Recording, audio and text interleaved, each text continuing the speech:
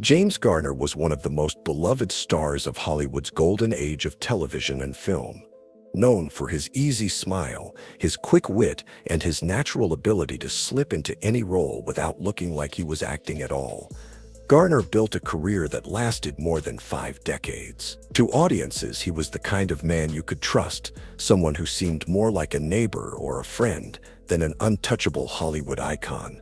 But behind the fame was a story filled with hardship, resilience, scandal, and speculation. And at the center of that speculation for years was one woman, Sally Field. For decades, fans and tabloids whispered about what really happened between the two stars. Were they close? Were they rivals? Were they secret lovers? Finally, Garner himself told the truth. And the truth was very different from what most people expected. The roots of a survivor. James Scott Bumgarner was born on April 7, 1928, in Norman, Oklahoma, into a world where hardship was the norm. The Great Depression left scars across the country, and the Garner household was no exception. His father, Weldon, worked as a carpet layer and part-time carpenter, scraping by to provide for his 3 sons. His mother, Mildred, tried to hold the family together, but tragedy struck when she passed away when James was just 5 years old. The death of his mother left a wound that never fully healed. Garner later admitted that losing her at such a young age left him with a hole in his heart. His father eventually remarried, but Garner clashed bitterly with his stepmother, who he later described as abusive. He often fled the house, seeking refuge with friends, relatives, or even by working odd jobs. Those difficult years toughened him.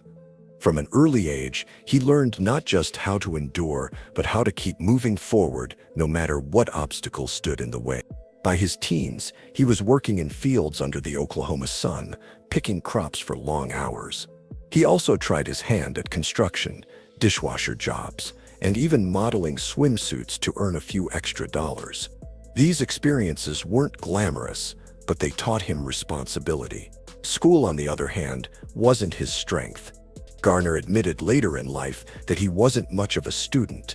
Restless, often bullied, and more interested in working than studying, he eventually dropped out before graduating. Yet that restless spirit, the need to find something bigger than himself, would lead him first to the military and later to Hollywood. War before Hollywood. At just 16, Garner joined the Merchant Marines near the end of World War II.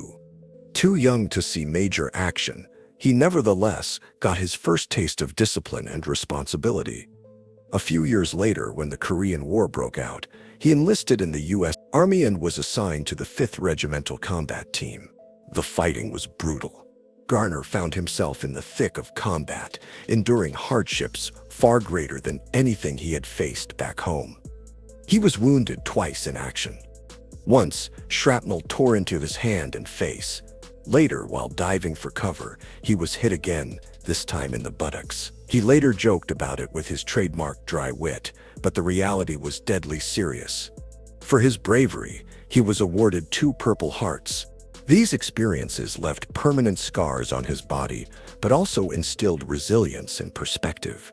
Garner later credited the Army with teaching him patience, toughness, and the ability to keep calm under pressure.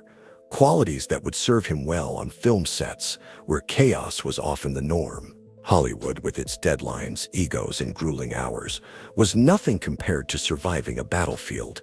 From Bumgarner to Garner. When Garner returned home after the war, he floated between jobs. He worked alongside his father as a carpet layer, flipped burgers, pumped gas, and even plucked chickens. College didn't hold his attention, but fate had other plans. A friend encouraged him to try theater in Los Angeles. Garner agreed, landing a small part as an extra in a Broadway-bound play. At first, he admitted he didn't know the first thing about acting. He stood in the background, watched, and absorbed everything. But something about the stage clicked with him. It wasn't long before Hollywood agent Henry Wilson noticed him. Wilson, who had discovered stars like Rock Hudson, saw something magnetic in Garner. He suggested that Bumgarner was too clunky a name for a marquee. James agreed to shorten it to Garner. It was a simple change, but it marked the beginning of his transformation from Oklahoma farm boy to Hollywood star. Maverick, the star is born. In 1957, James Garner landed the role that would catapult him to stardom, Brett Maverick, the charming gambler in the TV Western Maverick. Overnight, Garner became a household name. Unlike the traditional Western heroes of the time, grim, stoic, and quick to draw, Maverick was witty, clever, and reluctant to fight unless forced. He used brains over brawn, often talking his way out of trouble rather than shooting his way through it. Garner's relaxed style made the character unforgettable. Audiences adored him. Maverick ran until 1962 and helped solidify Garner as a star. But success came at a cost. Warner Brothers, the studio behind the show, demanded grueling hours and offered little pay compared to the profits the show generated. Garner felt exploited. In 1960, he sued Warner Brothers for breach of contract, claiming they had deliberately suspended production to avoid paying him. To everyone's shock, he won. That lawsuit made him one of the first television stars to successfully challenge a major studio. From that point on, Garner wasn't just known for his charm, he was known as a man who stood up for himself and refused to be bullied. Versatility on the big screen. Freed from his Warner Brothers contract, Garner transitioned into film. He quickly proved he wasn't just a TV cowboy. In The Great Escape, he played Hendley, the smooth-talking scrounger who used charm and resourcefulness to help fellow POWs. Starring alongside Steve McQueen and Richard Attenborough, Garner proved he could hold his own among Hollywood's best. In Grand Prix, he shocked audiences by performing many of his own racing stunts. Garner trained with professional drivers until he looked and handled like one himself. Critics praised his authenticity. In Support Your Local Sheriff, he shifted gears completely, showing off his comedic timing. Audiences realized Garner could make them laugh just as easily as he could thrill them. By the 1980s, Garner continued to prove his range. In Murphy's Romance, opposite Sally Field, he gave such a heartfelt performance that it earned him an Academy Award nomination. He didn't win, but the role cemented him as one of Hollywood's most versatile and reliable actors. The Rockford Files, a beloved character, a brutal toll. In 1974, Garner returned to television in The Rockford Files. As private investigator Jim Rockford, he reinvented the TV detective. Rockford wasn't glamorous. He lived in a trailer, he was broke half the time, and he preferred to talk his way out of trouble rather than fight, but audiences loved him because he was real. The show became a massive hit, winning awards and turning Garner into one of the most recognizable faces on television. But behind the success was immense strain. Garner appeared in nearly every scene, working 12-16 hours a day. He performed many of his own stunts despite suffering chronic pain from his war injuries. By the late 1970s, his body began to break down. His knees were shredded. He endured multiple surgeries, later requiring full replacements. The stress even impacted his personal life. In 1979, overwhelmed and exhausted, Garner separated from his wife Lois for nearly 2 years. Rumors swirled about infidelity, but Garner denied them. He insisted it was the pressure of the Rockford Files that drove him to the brink, not problems in the marriage. Eventually, he and Lois reconciled, and their marriage went on to last nearly 60 years, one of Hollywood's rare love stories that endured the test of time. Love at first sight. Garner often said that marrying Lois Clark was the best decision of his life. They met at a party in 1956, and within 16 days they were married. Friends thought it was reckless. Garner thought it was destiny. Their honeymoon cost just $77, leaving him nearly broke, but he never regretted a penny. Together they raised Lois's daughter from her first marriage and their own daughter, Greta, nicknamed Gigi. Garner remained devoted to his family throughout his life, even when Hollywood pulled him in every direction. Their marriage endured separations, scandals, and the crushing pace of Garner's career. But it survived. When you know, Garner often said. For him, Lois was the anchor in a world of chaos. Enter Sally Field. By the 1970s, Sally Field was in the middle of her own transformation. She had started out as the bubbly star of Gidget and the Flying Nun, but she longed to be taken seriously. She studied acting and pushed herself to new heights, delivering powerhouse performances in Sybil and Norma Ray. The latter won her an Academy Award and changed the way Hollywood saw her. When she worked with James Garner, sparks flew on screen. Their chemistry was undeniable. To audiences, they seemed like a perfect match, Garner with his laid-back charisma, Field with her fiery passion.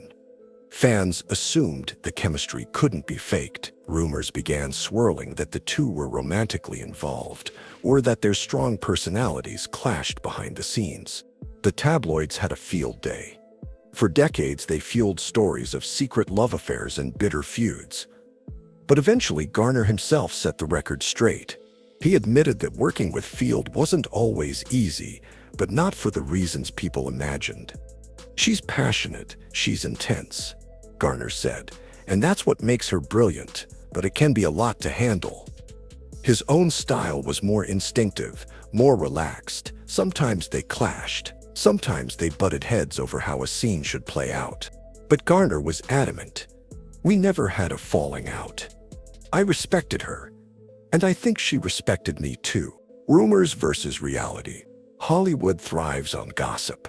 With two strong personalities like Garner and Field, the stories practically wrote themselves. Every laugh became romance. Every argument became a feud. The myth often overshadowed the truth. But Garner's honesty revealed something different. What the tabloids called tension was often just the creative process. Their differences pushed each other to new heights. Field's intensity forced Garner to adapt and listen. His relaxed style balanced her fire. The supposed feud was really two great actors sharpening each other's performances.